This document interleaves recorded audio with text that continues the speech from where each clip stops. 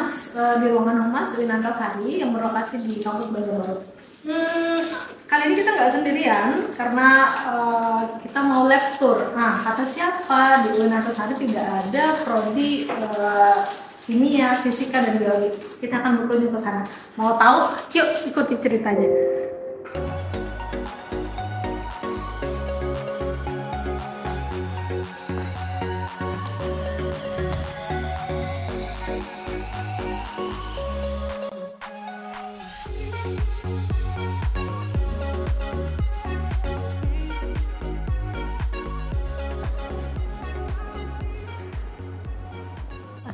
Sobat Antasari, ini adalah Bu Fajrina, asisten laboratorium biologi. Ya. Oke, kita akan lab tour di laboratorium biologi ini. Sebetulnya ada 2 ruangan ya? Ada 2 ruangan. Yang pertama terkait di laboratorium 1 untuk yang pendidikan. Nah, sedangkan untuk laboratorium 2 yaitu untuk bagian yang murninya. Oke. Gitu. Ini yang mana yang 1, yang mana yang 2? Yang ini 1. Ini 1 berarti yang pendidikan. 2 di sebelah. Iya, yang pendidikan yang ini. Iya. Yang situ yang murni. Iya. Oke, ini pendidikan biologi ya, yang di sebelah untuk lab murni ya. Iya. Murni biologi. Oke. Yuk kita lihat. Gimana nih, Bu? Nah, yang ini. Nah, ini ada yang praktek nih. Nah. Oke. Nah, ini untuk yang terkait yang menganalisis pigmen tanaman. Nah, ini bisa dari bunga ataupun dari daun. Nah, ini caranya dia numbuk sampai halus. Kalaunya sudah dicampur dengan si etanol ini. Nah, kalaunya sudah kita masukkan ke dalam cupboardnya, terus kita cek di bagian ininya. Oke. Nah, ini yang coloringnya. Oke. Nah, dia akan jalan untuk ngecek berapa pigmen dari si warna tanaman. Oke. Ini saya lihat ada yang ini ya, angka yang naik ya, ada persentase di sini. Ini diketahui pigmen tanamannya dari sini ya? Iya. Oke. Oke, ada lagi? Nah, terkait itu juga kalaunya kami biasanya selain belajar bagian torso, juga untuk pengamatan bagian anatomi tubuh. Nah, di sini juga mengamati yang bagian tanamannya secara morfologinya. Oke. Gitu. Jadi selain mengamati anatomi tubuh, juga mengamati anatomi tumbuhan. Iya. Oke. Nah, ini. Jadi mereka itu mengamati bagian-bagian dari si tumbuhannya. Oke. Jadi betul-betul kuliah di UIN Antasari bukan hanya teori ya? Bukan hanya teori, tapi dipraktekkan secara langsung. Jadi ilmunya terapan langsung. Oke, ilmu terapan. Oke. Iya. Baik. Kita lihat memang di sini kawan-kawan ya, alat-alatnya canggih. Ini ada tabung-tabung ya. Tentunya punya fungsi-fungsi masing-masing gitu ya. Oke.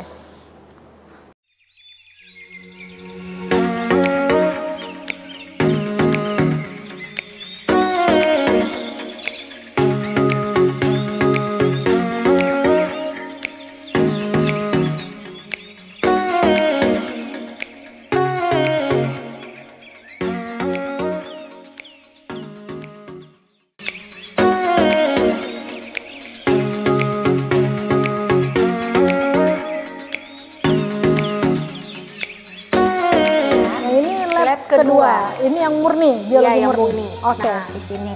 Nah, bisa dilihat yang ini untuk terkait alat. Nah, ini alat yang baru aja didapat. Ini. Nah, ini yang untuk ekstrak DNA-nya. Nah, untuk ekstrak DNA ini yang nanti akan bekerja sama dengan bagian halal. Nah, ini. Nah, untuk yang karena belum digunakan, jadi perawatan untuk jangka setiap bulan. Nah, jadi kalau untuk mengecek halal tuh perlu alat ini gitu ya? Perlu alat ini. Nah, temenannya itu satu sama yang PCR-nya. Ada di sebelah sana ya? Iya, PCR. Tapi PCR itu karena tidak terlalu pemerluan kalibrasi, jadi cukup yang ini saja. Oke. Ini berarti sangat modern ya di tempat UIN Antasari ini, karena untuk deteksi halal pun kita punya ada alatnya gitu. Iya. Gitu ya? Oke, kita lanjut ke sana. Iya.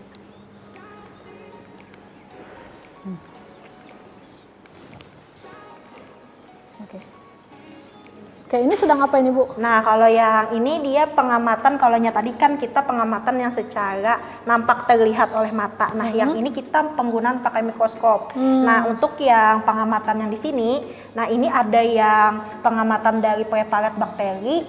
Ini barangnya. Nah, Oh, preparat bakteri sama bukunya. Kayak gitu. Nah, ini bukunya.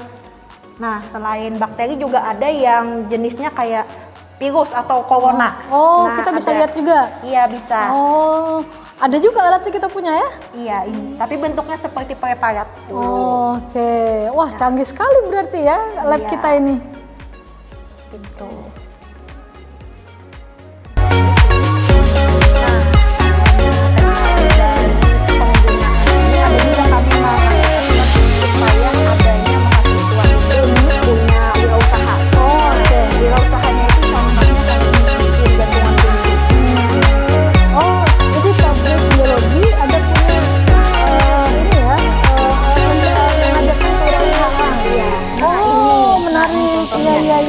Kalau ini yang terbalik, nah ini yang apa? Itu yang pecah dia bentuknya kayak ada yang menyenggol, jadi hasilnya itu kurang maksimal. Oh, jadi ini dijadikan gantungan kunci ya? Oke, ini sampel-sampel dari sampel hasil dari yang awetan yang dibuat mahasiswa di UIN. Oke, luar biasa. Ini ada kupu-kupu juga ya? Iya. Oke, luar biasa. Ini ada apa? Ada bukti nyata karyanya Bukti gitu ya? nyata. Selain jadi guru juga bisa jadi wirausaha. Oke, luar biasa. Oke, nampaknya sudah kita jalan-jalan ke laboratorium Tadris Biologi UIN Antasari. Sekali lagi kita cukup terkesan ya, sangat canggih fasilitas yang ada di sini dan sangat menunjang buat kawan-kawan semuanya untuk belajar biologi di UIN Antasari. Terima kasih banyak Bu Fajiria ya karena sudah mendampingi kita lektur di Tadris Biologi. Sampai jumpa lagi. Bukan selesai ya, kita jumpa lagi di laboratorium kimia. Yuk ikutin.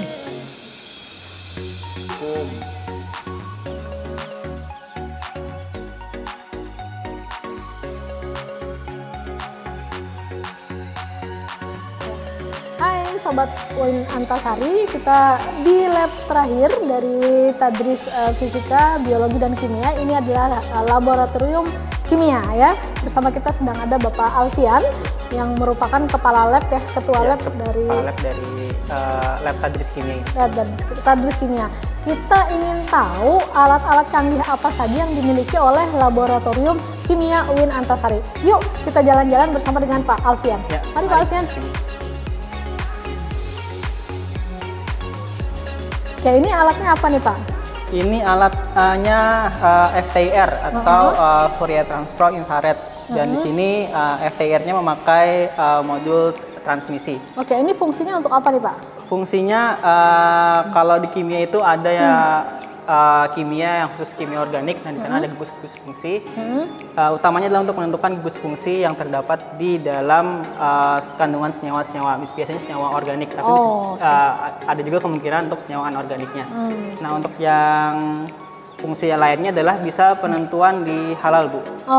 Misalkan kayak untuk membedakan antara protein babi, ayam sama sapi, itu bisa juga pakai alat ini. Pakai alat ini. Oke. Berarti lab UIN Antasari ini canggih banget ya, bisa untuk mendeteksi kehalalan suatu produk. Iya. Tujuan dari lab kimia Antasari ini untuk menguji kehalalan produk juga. Oke, ya karena memang kita di UIN Antasari ada yang namanya pusat kajian halal ya. Jadi saling berkaitan gitu ya, ada integrasi antara ilmu kimia dengan ilmu syariah gitu. Oke, kita lanjutkan ke alat yang lainnya. Lanjut ke sini.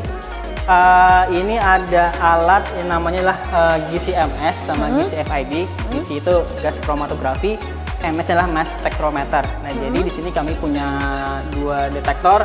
Yang pertama adalah detektor FID, dan yang kedua detektor mass spektrometernya.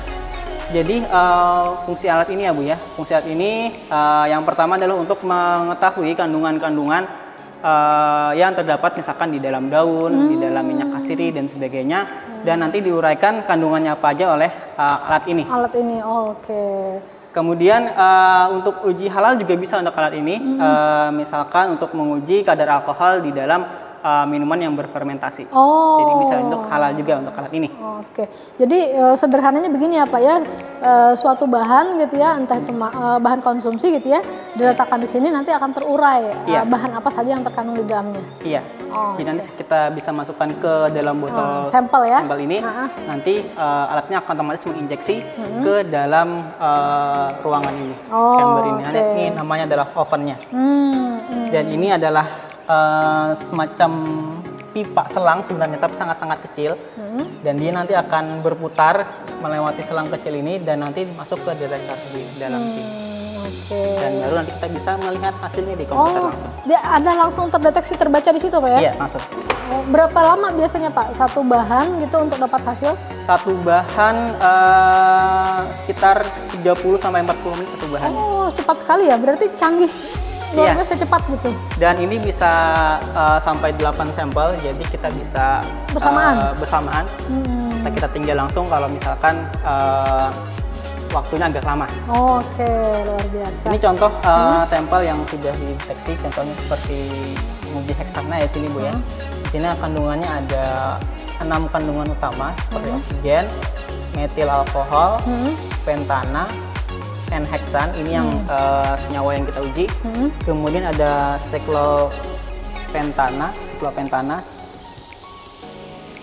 dan ini senyawa-senyawa yang terkandungnya di dalam heksana itu tadi. Jadi walaupun senyawanya murni didapatkan, ternyata ada kandungan-kandungan lain yang di luar dari kandungan heksananya tadi. Oke, jadi bisa dideteksi segera ya? Iya.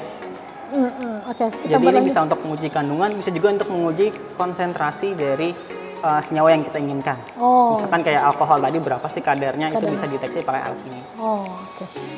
Ada alat yang lain lagi Pak yang kita perkenalkan? Ini khusus senyawa organik, biasanya tergantung terdapat di senyawa-senyawa alam ya. Oke. Nah tapi misalkan senyawa anorganik kayak misalkan ion-ion, kita misalkan mendeteksi logam limbah-limbah berat atau misalkan besi di dalam air, itu kita harus menggunakan alat lain. Nah alat lainnya contohnya adalah seperti yang di sini. Oh ini. Jadi itu organik yang di sana tadi. Ya ini untuk yang anorganiknya atau yang ion-ionnya. Oke. Tapi tidak menutup kemungkinan untuk alat-alat organik juga bisa di sini. Bahan-bahan organik bisa dideteksi di sini. Jadi ini bisa untuk mendeteksi misalkan kandungan-kandungan ion yang ada di dalam air ataupun di dalam zat lainnya, kemudian dihitung konsentrasinya berapa. Oke. Nah, syaratnya untuk yang ini itu peralatannya harus berwarna, harus bisa diwarnakan. Oh, harus bisa diwarnakan Iya. senyawa itu. Ion-ion itu misalkan kayak ion besi itu harus diwarnakan dulu. Bisa kita reaksikan dengan senyawa-senyawa yang lain agar dia bisa berwarna. Terus kita ukur pakai alat ini. Iya. Oke, masukinnya di mana nih Pak? Nanti masukinnya lewat sini. Ini ada ininya. Ada tabung juga. Ada kuvetnya namanya. Oh, masukin di sini ya Pak ya? Ya, masukin di sini, nanti sampel kita masukkan ke dalam sini, kemudian langsung kita Di situ. ujinya. Masukkan dan langsung kita uji. Ini sini ada touchscreen-nya dan ini mirip seperti Android. Jadi bisa ibu geser-geser. Oke. Sistemnya memang sistem Android di sini. Sistem Android. Canggih ya? Ya. Oke. Nah, ini kan tadi untuk ini ya Bu ya, untuk anorganik yang harus berwarna. Ya. Terus kalau misalkan tidak bisa kita warnakan seperti apa gitu ya, misalkan kayak raksa kayak gitu ya. Dan di sana kalau raksa itu kan kita tidak boleh ada kandungan yang sedikit pun misalkan sangat-sangat kecil, misalkan kayak part per billion. Iya. Atau PPB dan atau kandungan yang sangat kecil, tidak boleh ada Hg di dalam air. Nah, kalau alat ini belum bisa mendeteksi, kita bisa pakai alat yang ini. Oh, yang ini lagi? Iya. Oh, oke. Ada lagi Uin Antasari punya ya? Ini alatnya namanya adalah SSA atau spektroskopi serapan atom. Nanti di sini dia memakai gas ya Bu ya. Di sini banyak sekali tamu gasnya. Di sini ada gas asetilen sebagai pembakarnya. Di sini juga ada kompresornya untuk sebagai oksidannya.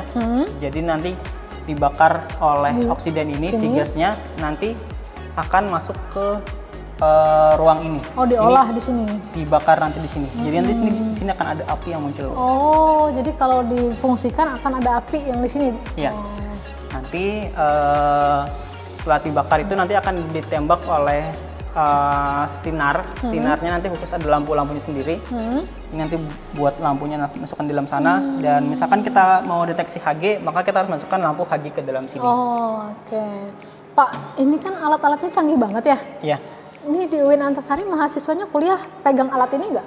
Mahasiswanya ya kita pegang. Oke. Dan ada mata kuliah khusus juga untuk memegang alat ini, namanya adalah mata kuliah kimia instrumen atau instrumentasi kimia, dan nanti ada juga praktikumnya, praktikum instrumentasi kimia. Oke, berarti kesimpulannya kuliah tadris kimia Iya. di UIN Antasari ini bukan hanya belajar teori ya? Iya, bukan hanya juga jadi guru, tapi juga bisa jadi yang lain, misalkan kayak laboran, dan ini juga mendukung sekali alat-alatnya untuk skill mereka nanti. Oh, oke.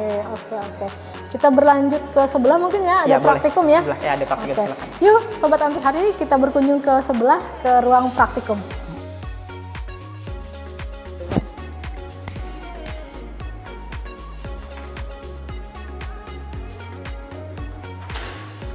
Nah, Sobat Antasari, kita sudah jalan-jalan di laboratorium fisika, biologi, dan juga kali ini kimia. Yang terakhir tadi ada paparan alat-alat dari Pak Alfian ya, selaku ketua lab. Nah, sekarang kita akan melihat praktikum yang ada di laboratorium kimia ini. Hai Sobat UIN Antasari, kali ini kita bersama dengan Pak Ardian Triwicaksono. Beliau adalah Sekretaris Prodi Tadris Kimia UIN Antasari. Kita akan melihat praktikum yang ada di laboratorium ini. Gimana Pak Ardian? Alhamdulillah ya. Ini kunjungan humas ke laboratorium kimia. Kita ingin tahu bagaimana praktik sederhana yang biasa dilakukan oleh mahasiswa Tadris Kimia di UIN Antasari. Baik. Jadi mari sambil ke sini ke sana. Jadi ini mahasiswa kami angkatan 2022. Kali nanti praktikum sederhana terkait pengenceran kalium permanganat atau KMnO4, dan nanti akan diuji di lab sebelah menggunakan UV vis. Oh, jadi prakteknya di sini, tapi uji labnya di sebelah. Prakteknya di sini, nanti mengujinya di sebelah. Di lab yang sebelah di lab ya? Di lab 2 di sebelah. Gitu. Jadi ini ada mahasiswa kami, silakan mahasiswa. Jadi tadi ini nanti kita praktikum sederhana terkait pengenceran kalium permanganat, juga nanti diukur ya spektrumnya menggunakan UV vis. Oke. Boleh kita mulai dari mana ini? Ayo, silakan.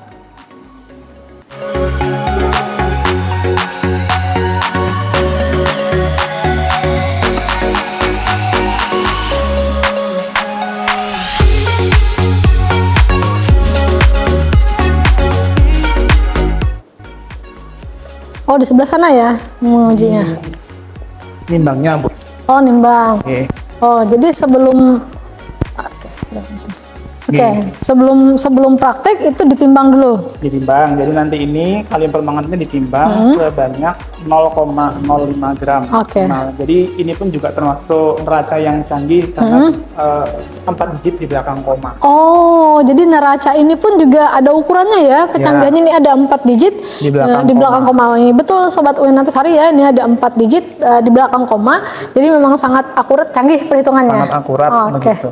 Oke, boleh? Silakan. Silakan, Amrina. Jadi sebelum diukur, itu namanya kaca arloji, harus dinolkan dulu.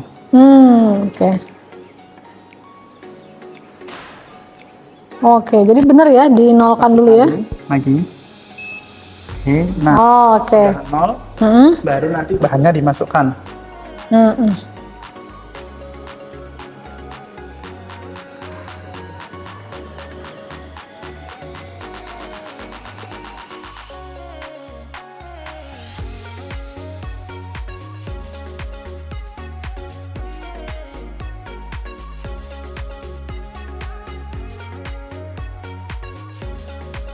Tanyakan.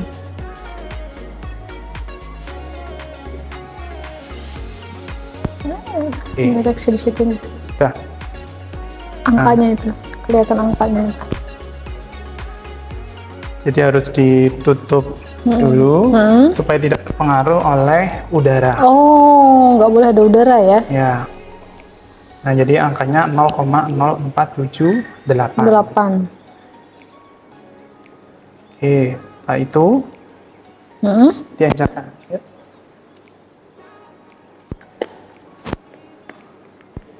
Jangan lupa nanti setelah menimbang, Soraya menuliskan penggunaan alatnya di sini.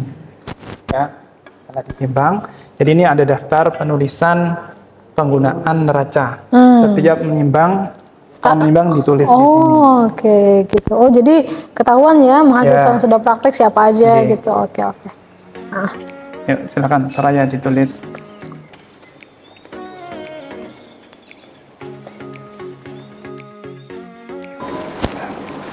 Yuk, selanjutnya ajarkan. Ini proses pengencarannya di sini. Pengencarannya ada beberapa alat. Nanti menggunakan Aquades, ya. Kemudian ada spatulanya tadi, kemudian beker gelas ukuran 100 ml dan juga labu takar ukuran 100 ml. Jadi nanti diajarkan dalam labu takar 100 ml. Oke.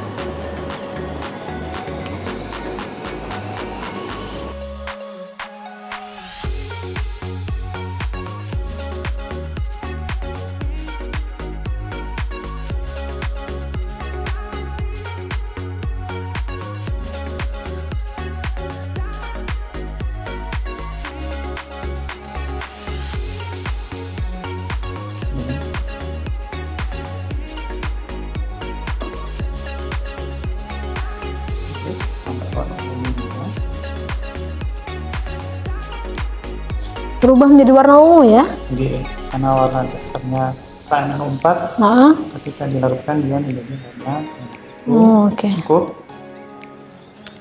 Oke ya.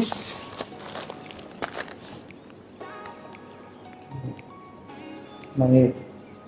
Kemudian diaduk. Wah, ini mahasiswa biasa dong ya Pak menggunakan alat-alat ini? Biasa ya? Sangat biasa. Memang harus terampil menggunakan alat dan bahan kimia ya. Ini sejak semester berapa Pak boleh masuk ke lab kalau di kimia Winantasari? Kita ada praktikum kimia dasar itu mulai semester 2. Wah, berarti sejak jadi mahasiswa baru pun juga udah diperkenalkan dengan lab ya? Jadi di awal semester kita sudah perkenalan laboratorium, masuk lab itu mulai semester. Karena kan begini ya Pak ya, biasanya kan ada tuh yang kuliah, wah katanya teori aja gitu ya. Kalau di Winantasari langsung gitu? Langsung dua-duanya teori ada, praktek ada. Juga ada. Oke.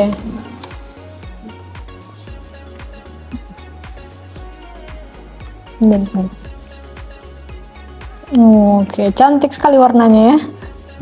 Seperti warna buah naga. Iya. Nah ini jadi harus dibasuh semuanya supaya tidak ada bahan yang tertinggal karena nanti pengaruhnya terhadap konsentrasi. Oke. Oh, karena gelas itu akan dipakai yang lain lagi gitu ya? Ya. Jadi dibasuh harus sebersih mungkin gitu? Sebersih mungkin dibasuh begitu.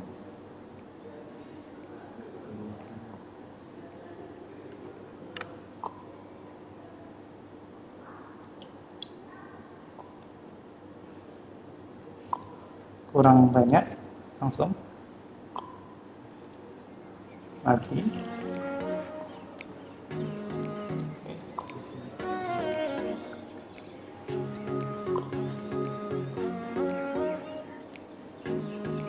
Oke, cukup.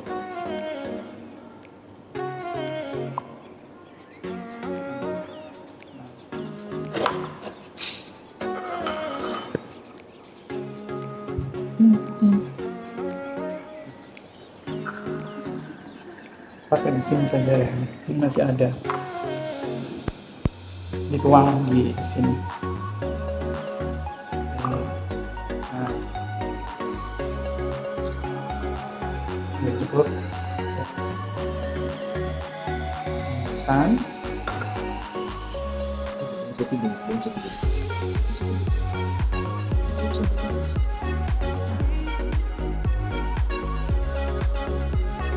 Dimasukkan sampai tanda batas, ada tanda batasnya.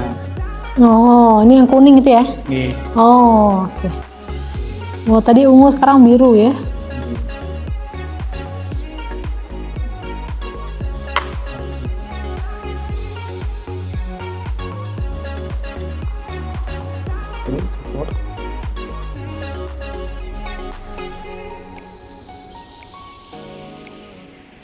Oh. Stop. Nah, kalau sudah mendekati tanda batasnya, ditambahkan air sampai tanda batas.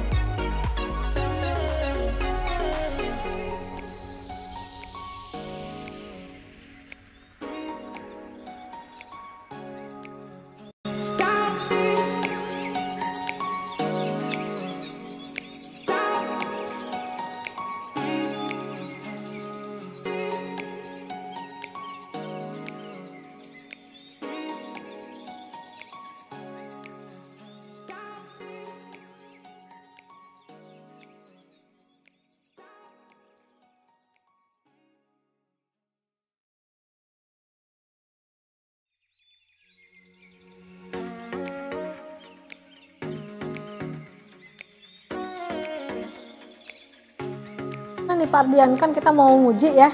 Ini tadi yang ada di sebelah kita bawa ke lab ini, lalu kemudian kita akan menguji. Ya. Oke, tahapnya gimana nih Pak? Jadi langkah selanjutnya setelah larutannya sudah ready, baru nanti diukur dengan UV vis untuk mengetahui pada panjang gelombang berapa ya. Jadi nanti ini dimasukkan ke kuvet. Nah, nanti kemudian dari kuvet ini dimasukkan kepada alat yang namanya UV vis ini tadi. Nah, ini menggunakan panjang gelombang yang visible. Kenapa visible? Karena bahan yang digunakan itu berwarna. Berwarna. Oh iya, oke. Tadi Pak Alfian jelaskan di situ harus berwarna. Ya. Kalau tidak berwarna, ada lagi alatnya. Oke. Oke, boleh kita. Silakan.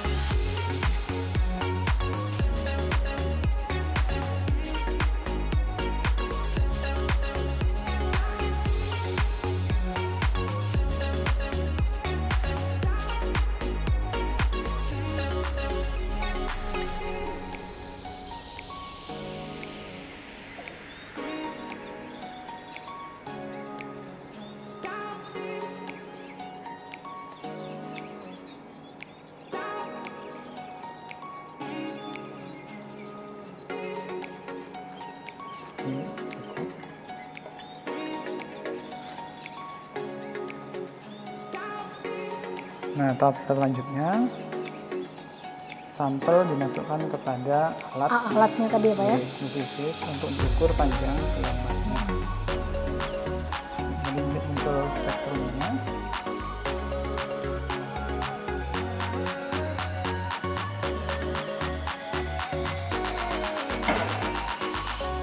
Nah, dia touchscreen ya Pak ya? Touchscreen. Alatnya. Jadi salah satu alat canggih kami, jadi semuanya touchscreen.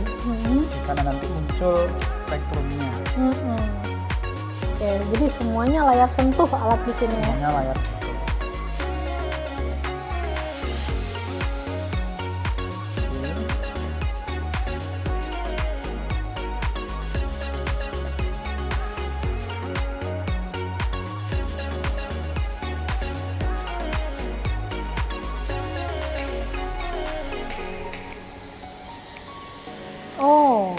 ada resep hasilnya ya.